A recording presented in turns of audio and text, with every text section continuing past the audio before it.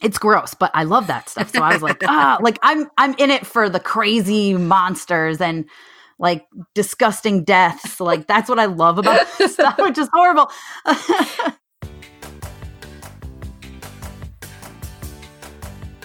Welcome to the No Guilt Fangirls podcast, where liking what you like is never a bad thing.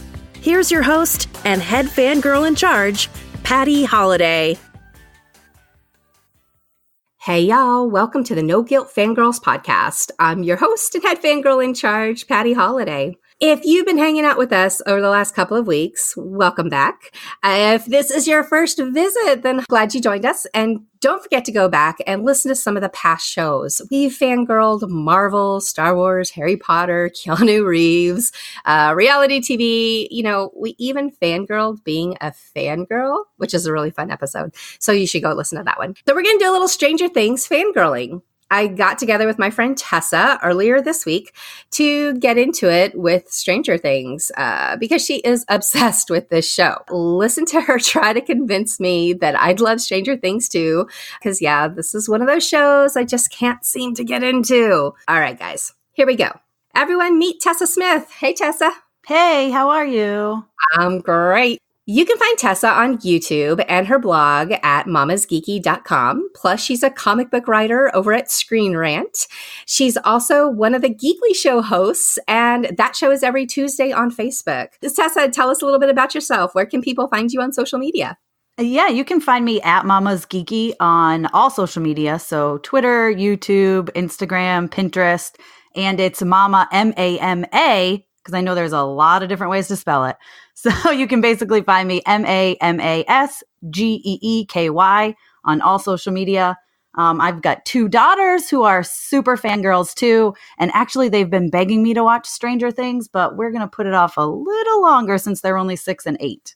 Oh, awesome. Okay, that was one of my questions. So we'll get into your reasoning behind that. Tell us a little bit about your fandoms. I know this could take forever, so kind of keep it abbreviated. What are you into? What entertains you? So first of all, comic books. I've been reading comic books. Yeah, and comic books. I've been reading them since I was like 8. So for me, you know, that takes like the head of everything for me.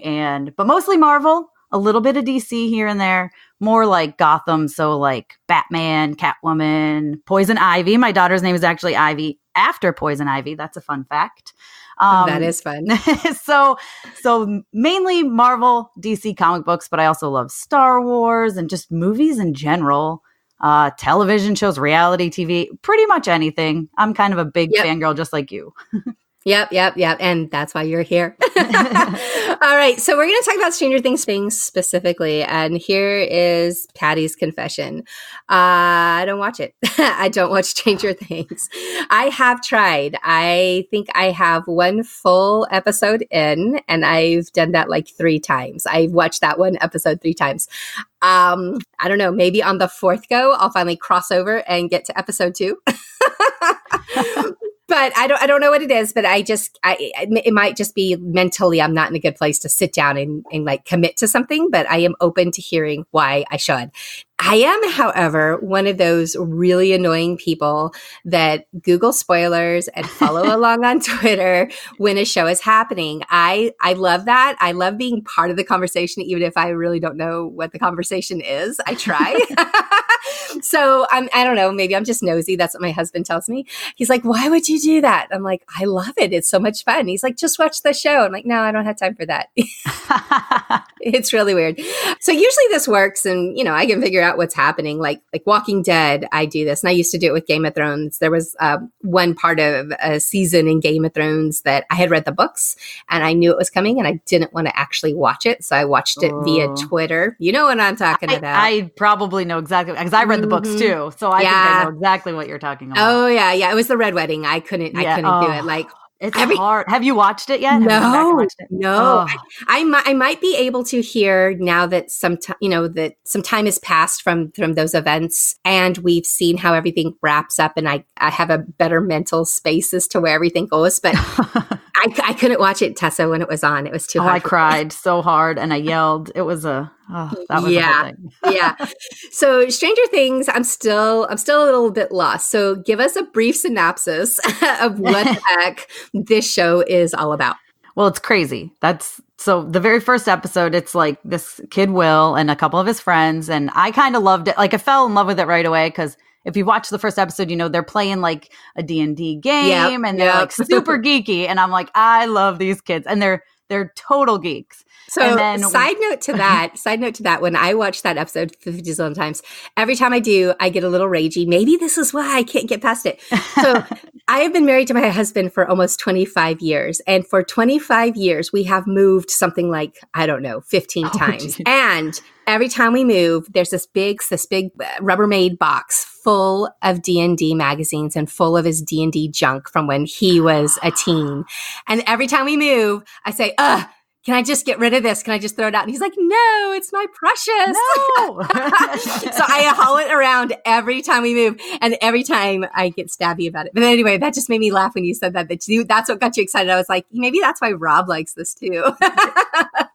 Maybe you've seen the first episode enough. Maybe you should just skip to that second one. I know. I don't need to rewatch it, right? Yeah. All right, go on. No. So then basically Will gets sucked into the Upside Down, which is crazy. And it's basically like the world, but not like he's in the same place, but you can't see him and everything's covered in like goop and crazy things. And there's monsters and it's like super sci-fi weird. And another reason why I absolutely love it. So then his mom and his friends are like, where is he? And they're trying to find him. And at the same time, this girl, 11, she escapes from this laboratory. And this is when I was like, things are crazy. There's like a laboratory in this town where this girl's clearly been experimented on. She doesn't even have a name. She's just number 11 out of however many people that they've been experimenting on. This is weird, which I love. Because I was like, wait, her name's 11. And then you kind of figure out, she was just subject number 11. So she's got these crazy powers. And so at the same time, the mom is talking to the police chief and they're trying to find Will. And the mom, her name is Joyce, goes absolutely banana pants. And this is like what I'm sure you've seen with all the Christmas lights hung up. And she's got the letters of the alphabet because when Will's in the Upside Down, he's basically in the same place, right? Like I said, he's in the same place, but you can't see him and he can't really interact with people, but he can interact with electricity. And she's kind of figured this out, but she doesn't know the details of it. But she strings up all the lights and puts the alphabet there so that she can ask him questions and he can like answer them by hitting the lights under the letters. Okay. So now all of the memes and all of the stuff I've seen online is kind of coming to focus. Okay, good. And for anybody that's wondering like why I'm like this, guys, I don't know why I'm like this, but I like watching entertainment like this. Like I like hearing it from other people and then figuring I go backwards. All right. It's weird. That's bizarre. But anyway, go on. So we've got Joyce. She's trying to find her kid. Does she find her kid? Spoiler alert. She ends up, well, if you've seen any part from the second season, he's back. So yes, he gets out. I don't want to give super details on how because it's really awesome and I want you to watch it. Even though you probably already know. But there's this big giant monster that he's running away from called I always say it wrong, but it's the Demogorgon, I believe is how you actually say it. But the thing's crazy. If you've seen the pictures of it, it's got the mouth that goes out, like it's like 4 pieces of a mouth and it kind of looks like a flower when it opens its mouth. Yeah, it's that tall gangly thing that, Yeah, and it's got, So it's gross, but I love that stuff. So I was like, like I'm in it for the crazy monsters and like disgusting deaths. Like that's what I love about this stuff, which is horrible, because like my friend Amanda, Amanda, she was telling me not to go see Brightburn. And I was like, why? She's like, well, I don't know. It's kind of boring and all this other stuff. And I said, yeah, but are there really cool deaths? Because I feel like there are. And she's like, yeah. And I was like, oh, well, then I definitely want to go see it. Did you see John Wick 3? I have not. No, I haven't seen any of the John Wicks and I need to watch There's lots of cool deaths. You need to see John Wick. I mean, is there? It's like guns and knives and whatever. So it's not like funky sci-fi cool deaths, but no, but that's still cool. They're super creative in how they kill people. So you have my recommendation. Go see John Wick. Okay. I will. Because you remember those movies? What was it? Final Destination, maybe? Yes. Where they had all like weird I liked those. I liked those. I mean, they were so ridiculous, and obviously that couldn't actually happen kind of stuff, but I loved those. All right, cool. So Stranger Things, it's weird, it's creepy, it's a little sci-fi, and that's what you like about it. Now, how did you get introduced to Stranger Things? Did you find it on your own? Did somebody tell you to watch it? How did it come about? Was it social media saying you got to watch the show, and Tessa said, "Okay"? What happened? How did you? Were you in it from the beginning? Yeah, I saw the trailers, and I was like, okay, I'm gonna like this. Okay, I think I'm gonna like this a lot. So then, when it came out on Netflix, my husband and I watched it. We watched it in like 2 days. We binged the whole first season, and then we're like, oh, we have to wait forever for season 2, and it was forever. I think it was over a year. I don't know. It felt like forever. Felt like years.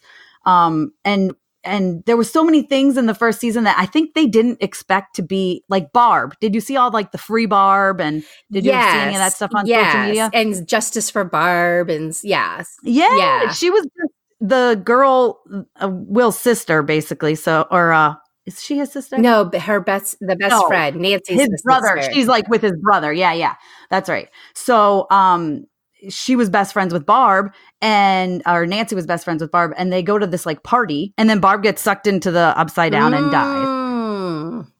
And it was such a in passing thing. Like, I don't think they planned on it being such a big deal. They didn't really mention it much more.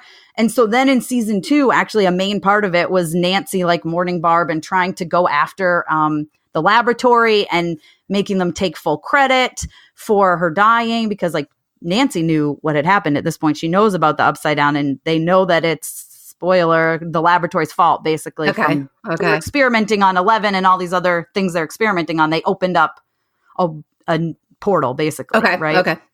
So I don't think they planned on going that deep into Barb. And that's why I think they kind of shoved that all in there in season 2, but it was good. But I found that funny. I was like, my husband and I had that conversation. We were like, I think they were like, oh, like this surprising, we better talk about Barb. Yeah. This surprising response to this side character that nobody expected to get, hooked on. And all of a sudden, wait, we need to make a Barb storyline. Okay. Yeah.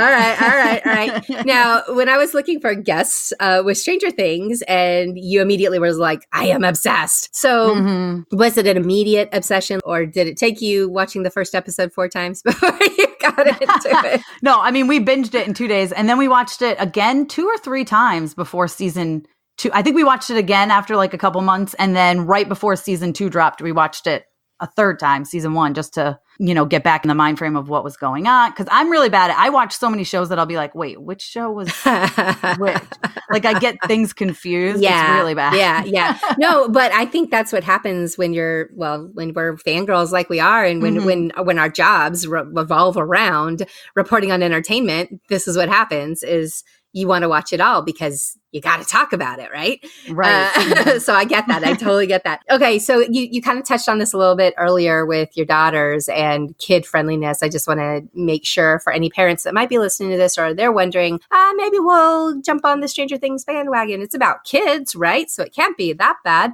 On a scale of Samuel L. Jackson to Lola Lamb Chops. I love that. What do you think this rates for family friendliness? And for anyone asking, LolaLambChops.com is our dear friend Tanya, and she rates all the movies and all the shows that she watches from a kid-friendly perspective.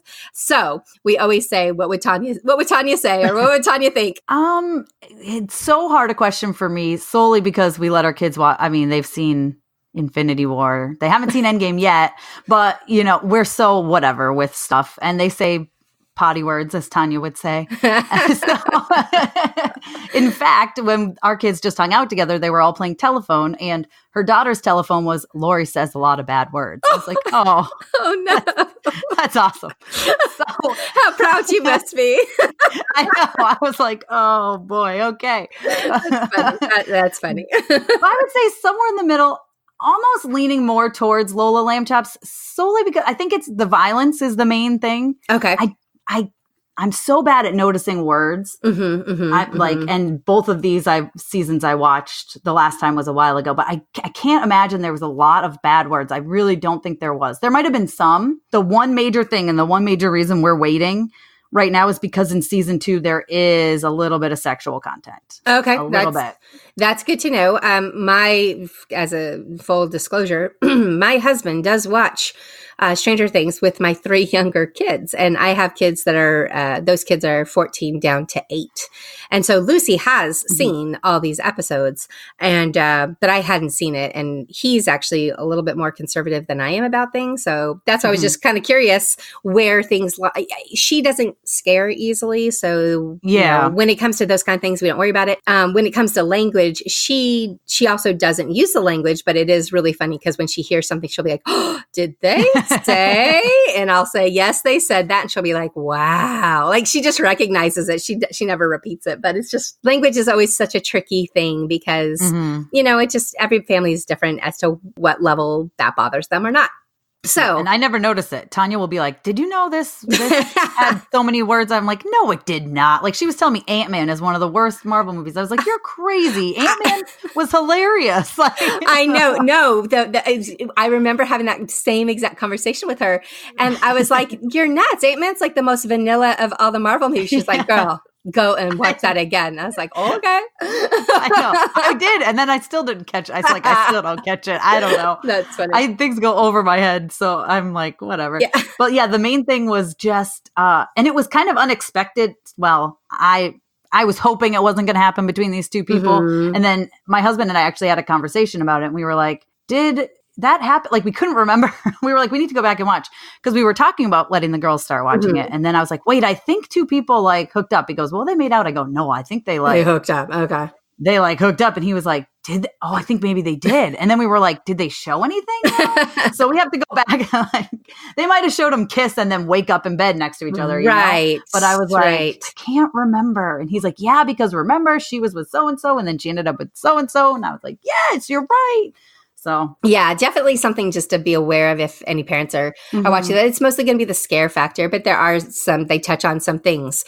You know, they're teens. I guess that's not out of the reality to think in the real world. You know, teens are going to be the teens. Older ones, especially. Yeah, teens are going to be teens. Yes. All right. So bottom line, like, what do you love about Stranger Things? Just the creepiness, the cool factor, the weirdness. Like, what's the thing that you love about this show? Yeah, the creepy and the sci-fi, and then the like that you don't know exactly what's going on sometimes. Like in the second season, Will is like messed up from being in the upside down. Like he'll randomly start bleeding. He's still seeing the upside down, and he goes in a coma at one point. He's drawing all these crazy things. He drew like on like, I don't know, 50 pages of paper and laid it all out over his whole house. Like, and we were all like, why is he doing that? Like, what is going on with him?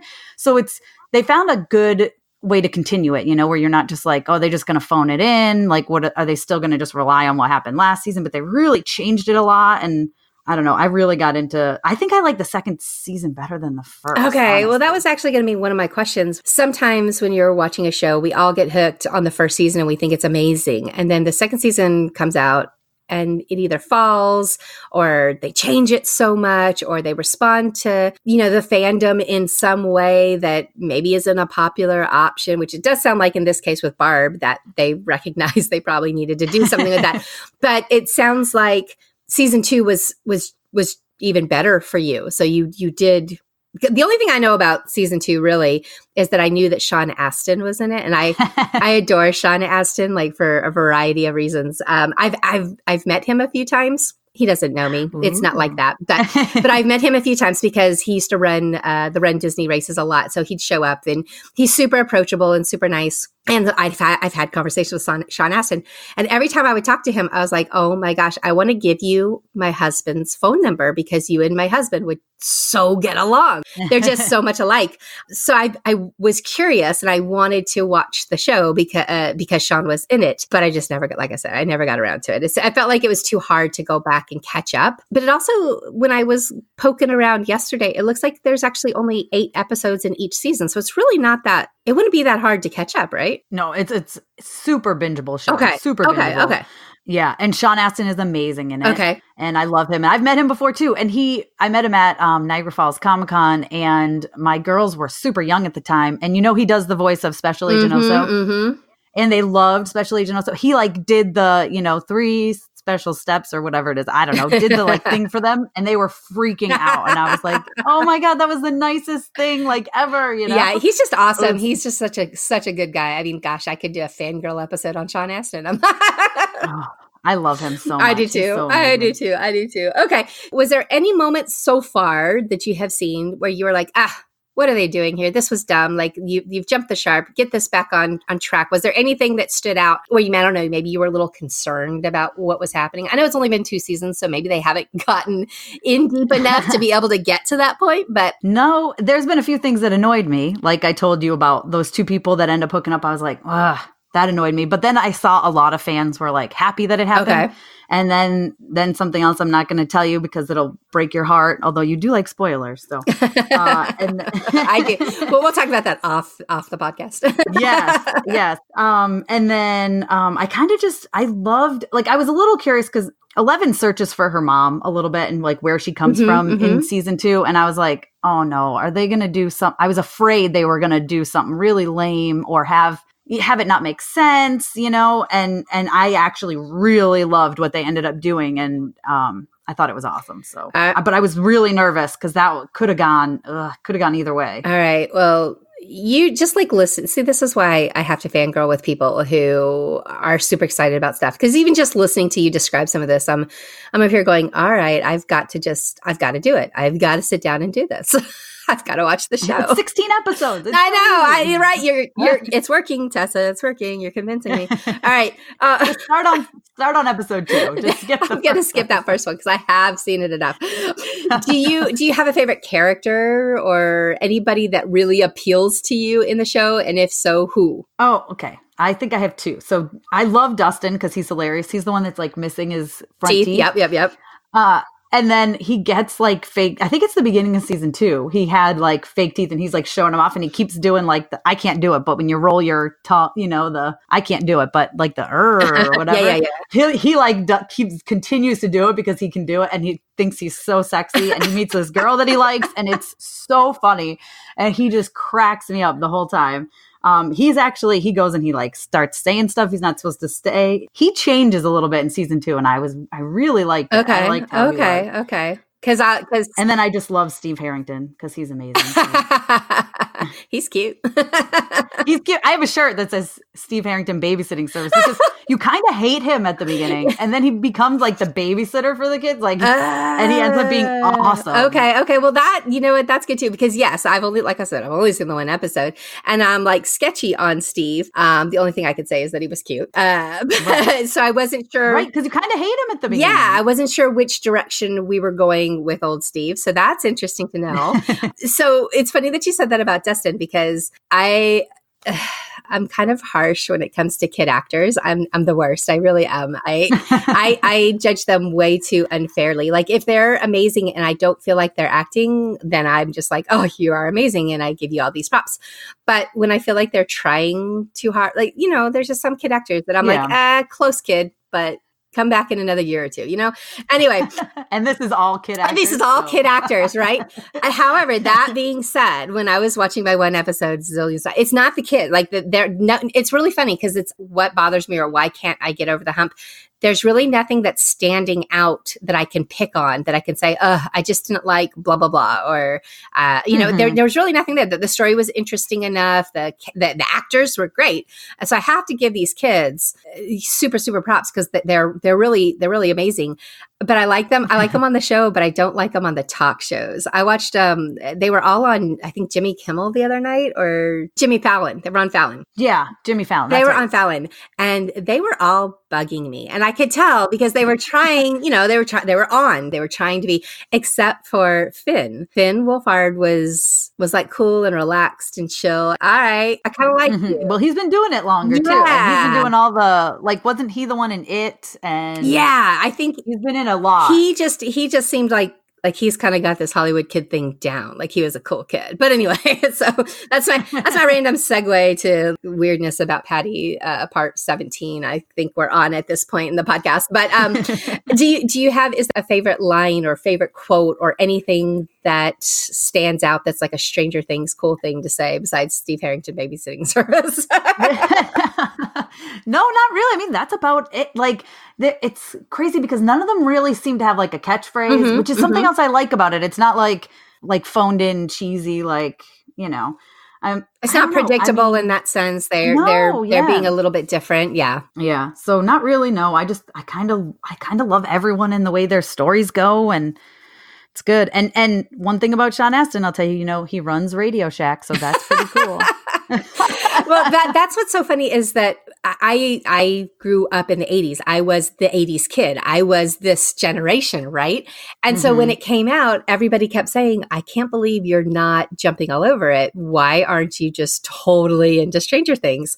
And I don't, again, I have no reason why. I can't tell you why I didn't get into it or whatever. But when I was watching it, I watched that first episode again, I don't know, 3 nights ago, something like that. And I was picking up on a few things and I was just laughing. And I thought, all right, maybe just for nostalgia's sake, even I need to push through a couple more episodes because that was my childhood. So the Radio Shack thing totally makes me laugh because that was a big deal. Radio Shack was a thing way back in the day. Yeah, and now if there's any open, you're like, are they laundering money? Like, how is this still open? I feel like this is a front or something. It's like, right. There's no way people are going to Radio Shack. We're throwing a little bit of shade at your Radio Shack. Tell us what's up. I know. Okay, so on a scale of 1 to 10, how excited are you about season 3? Oh my God, a million, a billion. I'm kind of the opposite in you in that. So I do trailer reactions on my YouTube channel. So I do watch trailers, but I try not to watch any of I don't like watching the scenes that they release or special looks or any of that stuff. I've only seen, I think, 2 trailers for season 3, and I'm trying to not even find out anything about it. I like to go in totally cold turkey. Like, I have no idea what's going to happen. So all I know about this season is clearly it's the summer. They're working in the mall.